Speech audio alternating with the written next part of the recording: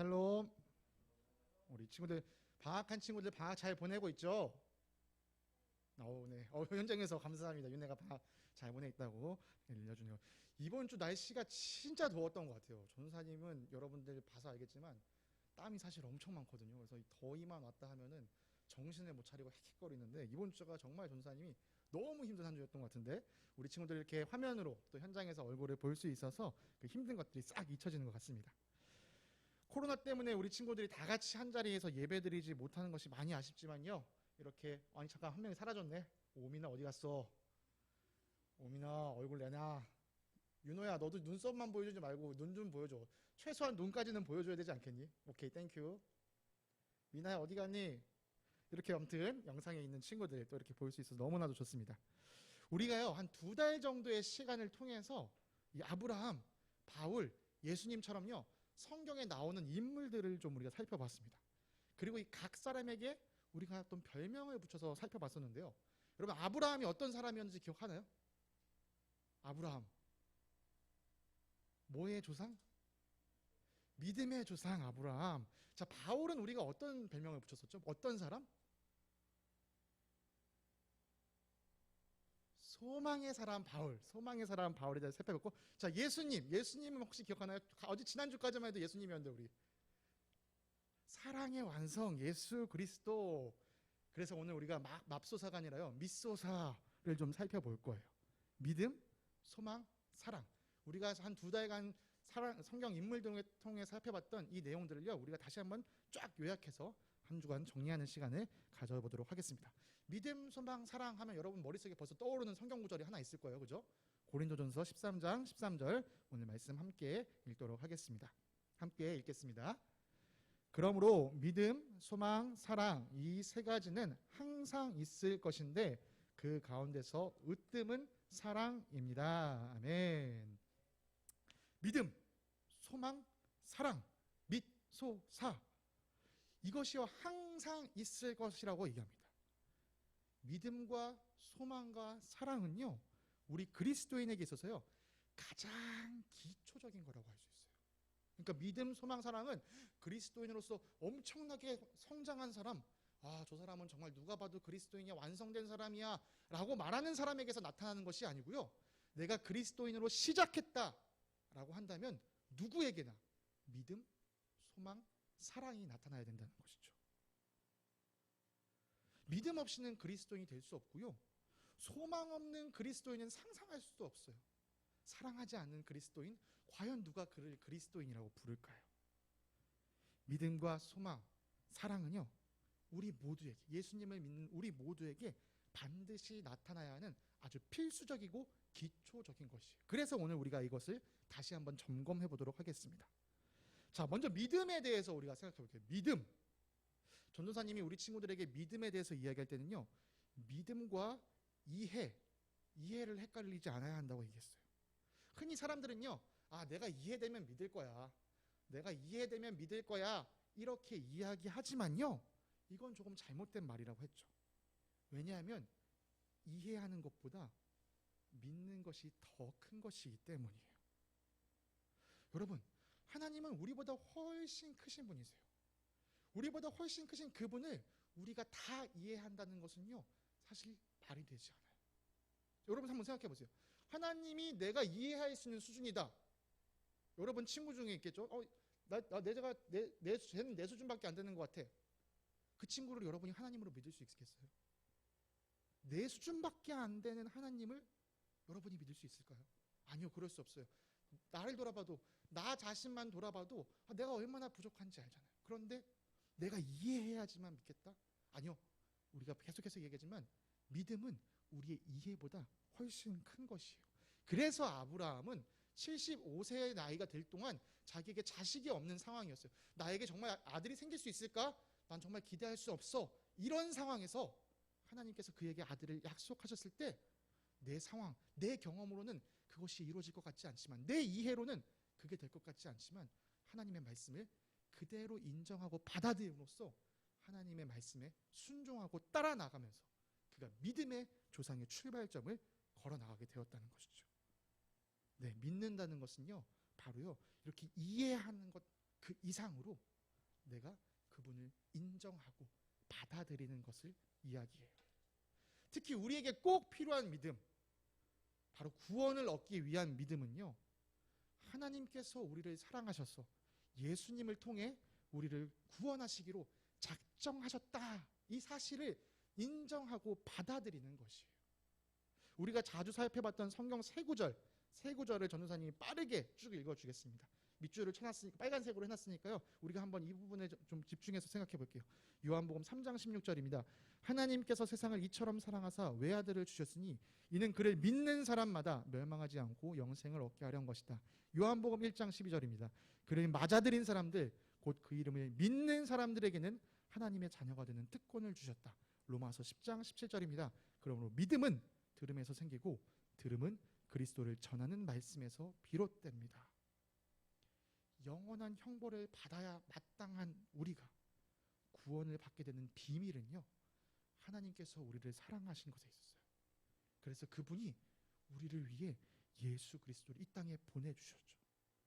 이 사실을 받아들이는 것. 아, 하나님이 나를 사랑하셔서 나를 구원하시기에 이 땅에 외아들 예수 그리스도를 보내셨구나, 이 사실을 믿는 것. 다시 말해서 요한복음 1장 12절에 있었던 것처럼 그분을 영접하는 것, 예수 그리스도를 맞아들이는 것, 이것이 바로 믿음이라는 것이에요.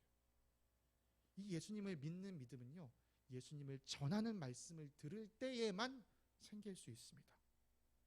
자, 정리해 볼게요. 믿음은 이해보다 훨씬 큰 것입니다. 특히 우리를 구원하는 믿음은요, 바로 예수님을 인정하고 받아들이는 것이에요. 두 번째, 소망에 대해서 다시 한번 살펴볼게요. 소망에 있어서 정말 중요한 포인트는요, 소망이 우리 안에서 자라나는, 우리 안에서 스스로 나타나는 것이 아니라 소망은 하나님께서 주셔야지만 우리가 가질 수 있다는 것이었어요. 그런데 하나님께서 어떤 사람들에게 소망을 주신다고 하셨죠? 바로 앞에 있었던 믿는 사람들에게 하나님께서 소망을 주신다고 했어요. 네, 믿음이 있는 사람에게 하나님께서 소망을 주신다. 소망은요, 하나님께서 주시는 것이기 때문에요, 우리가 꿈꾸는 것과는 달라요. 우리도요, 마음껏 꿈꿀 수 있어요. 아, 나 정말 좋은 대학에 들어가고 싶어요. 뭐 이런 꿈도 꿀 수 있고요. 뭐 우리 중엔 없겠지만 뭐 유초동부만 가도 저는 슈퍼맨처럼 날고 싶어요. 이런 친구들도 있을 거예요. 이런 꿈 마음껏 우리 꿀 수 있어요. 꿈꾸는 건 우리 자유지만요, 꿈을 반드시 이룰 수 있는 건 아니에요. 물론 뭐 열심히 공부해서 좋은 대학에 갈 수도 있겠죠. 그렇지만 모두가 열심히 했다고 다 좋은 결과를 얻는 것도 아니잖아요. 우리가 꿈은 꿀 수 있지만요, 우리가 꿈을 완전하게 이룰 수 있는 능력이 우리 안에는 없어요. 그래서 우리가 꾸는 꿈은요, 우리의 상상, 우리의 생각, 그 바운더리에 그치고 말죠. 그렇지만 하나님은 다르십니다. 우리는 우리의 꿈을 이룰 능력이 부족하지만 하나님은 못 이루실 일이 없으신 분이세요. 그래서 그분이 주시는 소망은요, 반드시 이루어지는 소망입니다. 그래서요, 우리는요, 하나님이 주시는 소망이 무엇인가, 이거를 분명히 알아야 돼요. 막 내가 생각하는 어떤 꿈, 내가 생각하는 소원과 하나님이 주시는 소망을 헷갈려서는 안 돼요. 이게 하나님이 주신 소망일 거야. 근데 그게 하나님의 말씀과 상관이 없다? 그렇다면 그 꿈은 아마 내가 꾸고 있는 나만의 꿈일지도 몰라요. 다시 말해서 하나님의 소망은요, 하나님이 우리에게서 주시는 소망은 바로 이 말씀 안에서 찾아야 된다는 것이에요. 우리가 다시 한번 바울이 꿈꿨던, 바울이 가졌던 소망이 무엇인지 살펴볼게요. 사도행전 23장 6절에는요, 바울이 잡혀서 자기를 변론하는 이야기를 해요. 재판받게 된 상황에서 자기가 이런 변론을 합니다. 나는 지금 죽은 사람들이 부활할 것이라는 소망 때문에 재판을 받고 있습니다. 바울이 뭐 때문에 재판을 받고 있어요? 죽은 사람들이 부활할 것이라는 소망이 그 안에 있었기 때문에 바울은 지금 재판을 받고 있다고 하네요. 네, 죽은 사람들이 부활한다. 이것이 하나님께서 우리에게 주시는 가장 근본적인 소망입니다. 이 소망이 먼저 우리 안에 있어야 돼요. 다른 어떤 하나님께서 주시는 비전, 계획이 있기 전에 하나님께서 나를 죽은 자 가운데서 부활시키신다라는 이 소망이 여러분의 근거, 소망의 바탕에 깔려 있어야 된다는 것이에요. 다시 말해서 바울이 꿈꿨던 소망은요, 우리 이 살아있는 이 몸뚱아리가 죽는 것으로 세상이 끝난다, 것이 아니라 우리가 이 땅에서 이 몸이 죽을 수는 있지만 그 이후에 그 너머에 새로운 세상이 또 펼쳐진다라는 것을 믿었다는 것이에요. 여러분, 죽음은요 사람이 절대 이길 수 없는 힘이에요.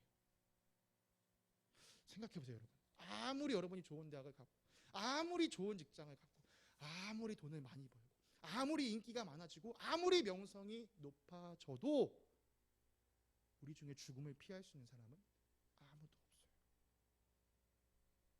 그 무엇도 죽음을 막을 수 없어요. 그래서 사람들은요 스스로 죽음을 이길 것이다라는 소망을 가질 수 없어요. 죽음을 이길 수 있는 소망은 죽음을 이길 수 있는 힘을 가지신 분이 주실 때에만 꿈꿀 수 있는 것이에요. 바로 하나님께서 주시는 소망이 그런 소망이라는 거죠.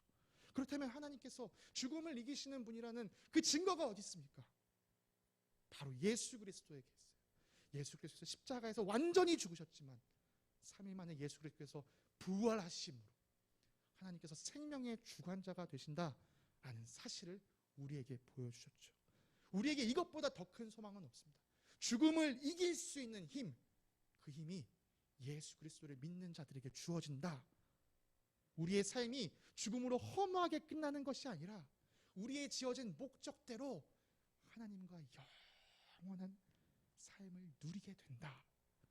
이것이 바로 예수 그리스도를 믿는 사람들이 가질 수 있는 진정한 소망의 바탕이라는 것이에요. 이런 기다림, 이런 설레임이 그리스도인에게는 누구에게나 있어야 한다는 것이죠. 자, 마지막으로 사랑에 대해서 우리가 다시 한번 생각해 볼게요. 사랑을 완성시키시는 예수 그리스도의 삶을 보면서 사랑은 저런 거구나 우리가 생각해 봤었는데요. 예수님의 삶을 살펴보면서 우리가 오늘 함께 읽었던 고린도전서 13장 그 앞부분의 내용을 잠깐 살폈어요. 왜냐하면 이 고린도전서 13장이 그 유명한 사랑장이었기 때문이죠. 우리가 고린도전서 13장 4절과 5절을 전도사님이 다시 한번 읽어줄게요. 사랑은 오래 참고 친절합니다. 사랑은 시기하지 않으며 뽐내지 않으며 교만하지 않습니다. 사랑은 무례하지 않으며 자기의 이익을 구하지 않으며 성을 내지 않으며 원한을 품지 않습니다. 오래 참는다, 친절하다, 시기하지 않는다, 자랑하지 않는다, 교만하지 않는다, 무례히 행하지 않는다, 자기 이익을 구하지 않는다, 성내지 않는다, 원한을 품지 않는다. 이걸요 한마디로 정리한다면요, 사랑은 나를 위한 게 아니라 너를 위한 거다. 나를 위하는 삶이 아니라 너를 위하는 삶이 사랑이다 라고 정리할 수 있을 것 같아요.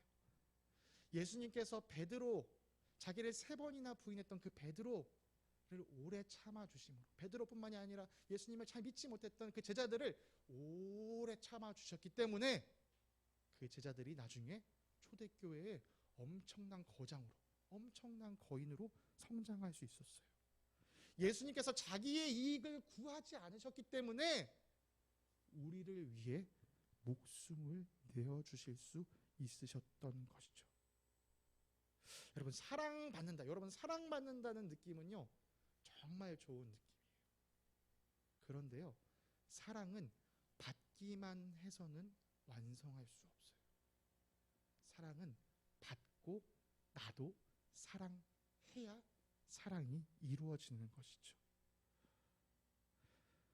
그래서요, 우리가 하나님께 사랑을 받지만 우리도 하나님을 사랑해야 해요. 더 나아가서 우리가 하나님께 사랑받은 자로서 하나님의 사랑이 필요한 사람들에게도 사랑을 전해줘야 돼요. 그렇게 해서 사랑이 확장될 수 있게 해야 돼요. 예수님은 이것이 성경을 통해 하나님께서 우리에게 명령하신 것이다 라고 말씀해 주셨어요. 마가복음 12장 29절부터 31절까지의 말씀을 전사님 읽어줄게요. 예수께서 대답하셨다. 첫째는 이것이다. 이스라엘아 들어라. 우리 하나님이신 주님은 오직 한 분이신 주님이시다. 내 마음을 다하고 내 목숨을 다하고 내 뜻을 다하고 내 힘을 다하여 너의 하나님이신 주님을 사랑하여라. 둘째는 이것이다. 내 이웃을 내 몸같이 사랑하여라. 이보다 더 큰 계명은 없다. 네, 하나님이 우리를 사랑하셨듯이 우리도 하나님을 사랑해야 돼요. 아까 말했던 것처럼 사랑은 나를 위한 것이 아니라 너를 위한 것이라고 했잖아요. 하나님을 사랑한다는 것은 하나님과 나의 관계에서 하나님 나를 위해 뭘 해주세요 를 생각하기보다 하나님 내가 하나님을 위해 드릴 것은 무엇이 있을까요? 이것을 생각하는 게 바로 우리가 하나님을 사랑하는 것이다 라고 말할 수 있다는 거죠. 이웃을 사랑하는 것도 똑같아요. 저 사람을 통해서 내가 뭘 얻을 수 있을까? 이걸 고민하기 전에 내가 저 사람의 필요를 어떻게 채워줄 수 있을까? 이것을 생각하는 것이 바로 사랑하는 것이라는 점이에요. 사람들은요, 다른 사람을 위해 내가 뭘 해주는 것보다 누가 날 위해 해주는 게 더 좋다고 생각해요. 좀 쉽게 얘기해서요, 내가 누구를 섬기는 것보다 누가 나를 섬겨줬으면 하는 게 사람의 마음인 것 같아요. 그런데요, 진정한 기쁨은 섬겨본 사람만이 누릴 수 있어요. 아니, 섬기는데 어떻게 기쁨이 있을 수 있나요? 섬겨보면 그 기쁨이 무엇인 줄 알 수 있다는 거죠. 자, 오늘 본문 말씀을 생각하면요, 그런데 마지막에 좀 이런 질문이 나옵니다. 믿음, 소망, 사랑이 항상 있을 것인데 그 중에 으뜸이 사랑이다. 그 중에 으뜸이 사랑이다. 전도사님은요, 이 말씀을 읽으면요, 좀 항상 이런 그림이 그려졌었어요. 여러분, 도쿄올림픽이 이번 주 금요일인가요? 시작했잖아요. 올림픽에 보면요, 다 경기가 끝나고 나면 어떻게 하죠? 경기가 다 끝났어. 그러면 제일 잘한 사람한테 금메달을 주고, 그 다음 잘한 사람한테 은메달을 주고, 그 다음 사람한테 동메달을 주죠. 그래서 전도사님은요, 항상 믿음, 소망, 사랑이 항상 있을 것인데 그 중에 으뜸이 사랑이다 라면요, 이런 그림이 떠올랐어요. 아, 이런 모습인가? 아, 사랑이 1등이고 믿음이 2등이고 소망이 3등인 건가? 그런데 이 말씀을 곰곰이 믿음이 무엇인지, 소망이 무엇인지, 사랑이 무엇인지를 곰곰이 묵상하면서요, 아, 어쩌면 이런 모습이 아니라 이런 모습일 수도 있겠다라는 생각이 들었어요. 네, 이 그림을 한번 생각해요. 사랑 바탕 위에 믿음과 소망이 있죠. 자, 우리가 구원받기 위한 믿음, 그 믿음이 어디에서 시작했다고 했죠? 우리 아까 요한복음 3장 16절을 다시 한번 읽어볼 건데요, 우리가 구원받기 위한 이 믿음의 시작점이 하나님께서 우리를 사랑해 주신 것에서 시작했어요. 하나님의 사랑 때문에 우리가 구원받을 믿음이 시작될 수 있었어요. 우리가 꿈꾸는 소망, 죽은 다음에 부활해서 영원히 사는 것, 이것이 어떻게 우리에게 소망이 될 수 있나요? 여러분 생각해보세요. 그냥 아무것도 안 하고 영원히 사는 것이라면 얼마나 지겹겠어요. 혹은 영원히 사는데 내가 하나님과 맨날 다툰다? 이거 얼마나 힘든 일일까요? 영원히 사는 것이, 부활해서 영원히 사는 것이 우리에게 소망이 될 수 있는 이유는 영원한 그 삶이 하나님과 우리의 사랑 관계 안에서 이어지기 때문이에요. 자, 우리가 하나님을 믿을 수 있었던 믿음도요, 이 하나님의 사랑에서 시작되었고요, 우리가 꿈꾸며 바라는 이 소망도요, 궁극적으로 하나님과 우리 사이의 사랑을 바탕으로 이루어지고 있어요. 그래서 전도사님은요, 고린도전서 13장 13절을요 이렇게 이해해 봤어요. 믿음, 소망, 사랑, 그 중에 가장 큰 것이 사랑이다. 사랑이 믿음과 소망을 품고 있다. 사랑하는 친구들, 우리가 지난 9주간의 말씀을 정리하면서 오늘 우리가 다시 한번 믿음, 소망, 사랑에 대해서 살펴보았습니다. 어떤 친구들은 믿음이 무엇일까? 소망이 무엇일까? 사랑이 무엇일까? 고민하고 있는 친구들도 있을 것이고요. 또 어떤 친구들은 아직까지 믿음이 뭔지, 소망이 뭔지, 사랑이 뭔지 나는 관심 없어요. 이런 친구들도 아마 있을 것이에요. 그렇지만 전도사님은요, 분명하게 우리 친구들에게 이야기할 수 있습니다. 비록 지금 그것이 무엇인지 헷갈리고 당장은 관심이 없다고 할지라도요, 그것이 믿음이, 소망이, 사랑이 여러분 안에 반드시 생겨나야 합니다. 그리고 여러분 안에 믿음이 생기고 소망이 생기고 사랑이 생기는 그때가 오면 여러분이 지금까지 경험했던 것과는 전혀 다른 놀라운 경험을 하게 될 거예요. 전도사님을 사랑하는 우리 친구들이 여러 친구들의 마음속에 하나님을 향한 믿음과 하나님을 향한 소망, 그리고 하나님과 이웃을 향한 사랑이 하루속히 여러분 안에서 자라나기를 간절히 기도하며 바라겠습니다.